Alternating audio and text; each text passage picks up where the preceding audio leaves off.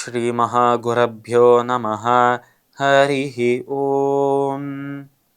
सदाशिवसमारम्भां शङ्कराचार्यमध्यमाम् अस्मदाचार्यपर्यन्तां वन्दे குருபரம்பராம்.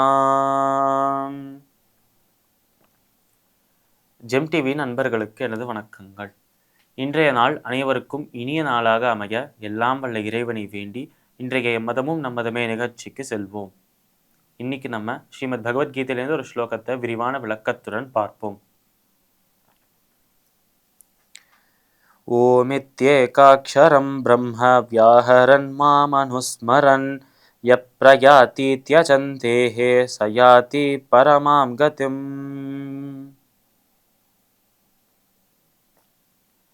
இந்த ஸ்லோகம் ஸ்ரீமத் பகவத்கீதையின் 8வது அத்தியாயமான அக்ஷர பிரம்ம யோகத்தின் 13வது ஸ்லோகமாக இருக்கு. இந்த ஸ்லோகத்தில் நம்ம கிருஷ்ணர், இதற்கு முன்பு நம்ம பார்த்த ஸ்லோகத்தில் மனதை அடக்கி புலன்களையும் அடக்கி இந்திரியங்களையும் அடக்கி யார் இருக்காரோ அவர்தான் பகவானை சென்று அடைய முடியும் என்று சொன்னார் கிருஷ்ணர். போன ஸ்லோகத்துக்கு முந்தின ஸ்லோகத்தில் பகவானை சென்று அடையும் அந்த பாதைகளை நான் உனக்கு காட்டுகிறேன் அர்ஜுனா என்று இந்த ஸ்லோகத்தெல்லாம் சொல்லிட்டு வரார் என்று பார்த்தோம். அதன் ஒரு கண்டினியூஷனாக தான் இந்த ஸ்லோகங்கள் இருக்கு. அப்பொழுது அவர் சொன்ன முதல் விஷயம், பகவானை மனதிற்குள்ள வைக்க வேண்டும் என்றால் பகவான் இருக்கும் இடம் சுத்தமாக இருக்க வேண்டும். அவரை நம் மனதுக்குள்ள வைக்க வேண்டும் என்றால் மனது சுத்தமாக இருக்க வேண்டும். இப்படி மனம் சுத்தமாக இருக்க வேண்டும் என்றால் அதற்குள்ள இருக்கும் அழுக்குகள், தீய எண்ணங்கள், வெறுப்பு, ஆசை, கோபம் இது எல்லாத்தையுமே தூக்கி எறிஞ்சால் மட்டுமே மனம் சுத்தமாக மாறும். அதில் இறைவனின் ஆலயத்தை அமைக்க முடியும். ஆனால் அப்படி ஒரு மனம் உனக்கு வேண்டும் அர்ஜுனா என்று சொல்றார் நம்மளோட கிருஷ்ணர். இப்போ அதற்கு அடுத்த இந்த ஸ்லோகத்தில் அவர் சொல்ற விஷயங்கள் என்ன என்றால், பகவானை சென்று அடையும் அந்த அனுபவம், பகவானோட அனுபவம் கிடைக்க வேண்டும் என்றால் அதற்கு முக்கியமான ஒரு விஷயம் தியானம் செய்ய வேண்டும். இதை நம்ம ஏற்கனவே தியான யோகத்திலே பார்த்து விட்டோம், அத்தியாயத்தில் பார்த்து விட்டோம். ஆனால் தியான யோகத்தில் கிருஷ்ணர் சொன்ன மாதிரியே இந்த இடத்திலும் சொல்றார் நம்ம கிருஷ்ணர். அதை மீண்டும் ஒரு முறை ரிப்பீட் பண்ணி சொல்றார். பகவானை சென்று அடையணும், பகவானோட அந்த அனுபவம் வேண்டும் என்றால், பகவானோட அந்த ஒரு கான்டாக்ட் வேணும் என்றால் அதற்கு தியானம் செய்வதை விட சிறந்த ஒரு விஷயம், சிறந்த ஒரு வழி எதுவுமே கிடையாது அர்ஜுனா. ஒரு இடத்தில் அமைதியாக உட்கார்ந்து ஓம்காரத்தை உச்சரித்து கொண்டு, ஓம்காரம் என்றால் எல்லாருக்குமே தெரியும், அந்த ஓம்காரத்தை உச்சரித்து கொண்டு அந்த பகவானை மனதுக்குள்ள வைத்து அந்த ஓம்காரம் உன் வாயிலிருந்து வந்து கொண்டே இருக்க வேண்டும். அந்த பகவானின் எண்ணம் உன் மனதுக்குள்ள போய்கொண்டே இருக்க வேண்டும்.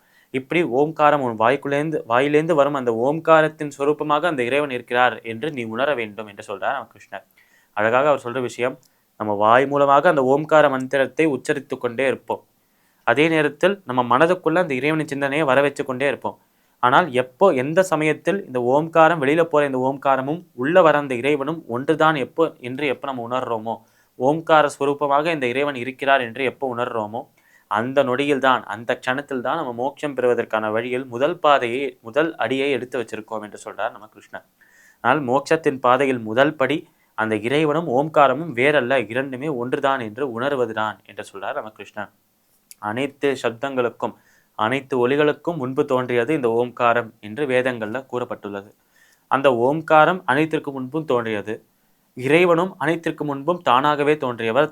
தானாக தோன்றிய அந்த இறைவன் தான் ஓம்காரத்தின் சொரூபமாக வந்து அனைத்து ஒலிகளுக்கும் தந்து என்னையும் பல மக்களையும் அதே நேரத்தில் கிரந்தங்களையும் பேச வைத்திருக்கிறது என்றே உணரலாம். ஆனால் ஒலிகளில் முதல் ஒலியாக பிரணவமாக இருப்பது அந்த ஓம்காரம்.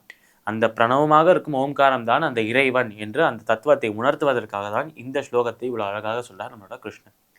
ஸ்ரீமத் பகவத்கீதையின் 8வது அத்தியாயமான அக்ஷர பிரம்ம யோகத்தின் 14வது ஸ்லோகத்திற்குண்டான விளக்கம் இதுவே. மீண்டும் நாளை சந்திப்போம். நன்றி, வணக்கம்.